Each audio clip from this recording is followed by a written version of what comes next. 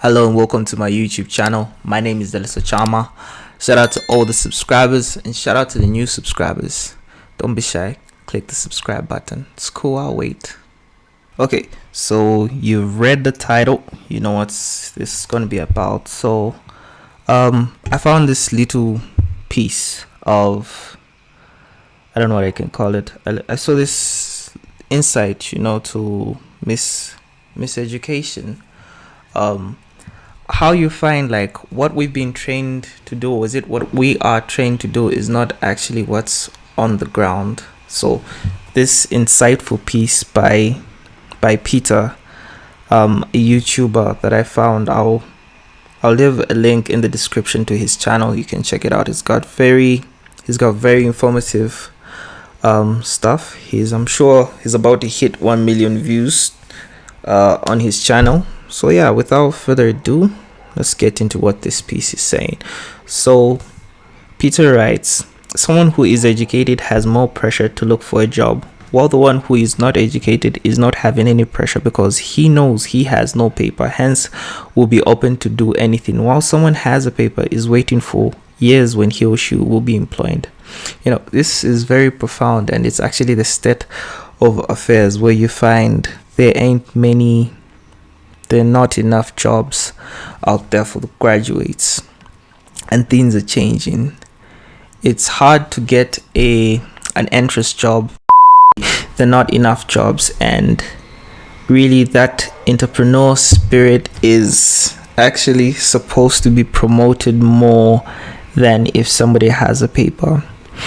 You'd find most likely people who are gifted, let's say artists actually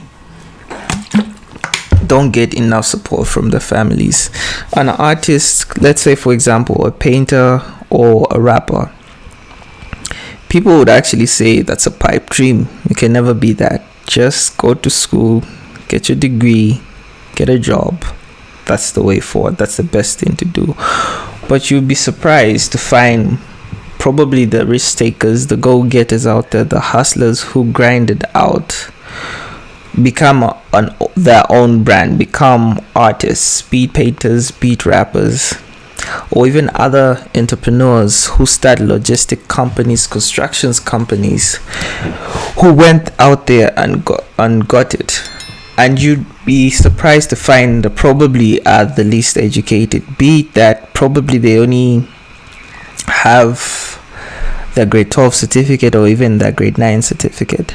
But what you cannot take away from them is the works of their hands. What you train your hands to do, nobody can take that away from you. You can get that job, right, with your degree, but later on down that line, you cannot pass that on to your children.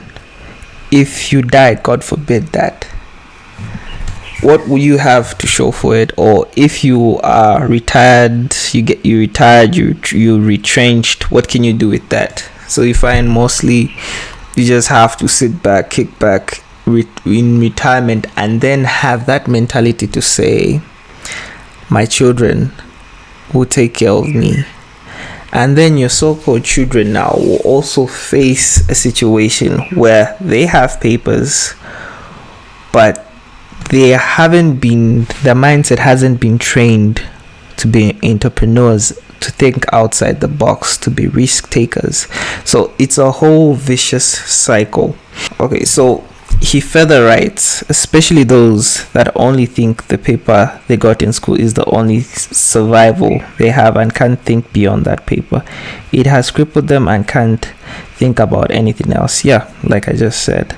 Listen, that paper, your children will not inherit it at all in this life if you die. That job you are looking for, the moment you die, the company will replace you.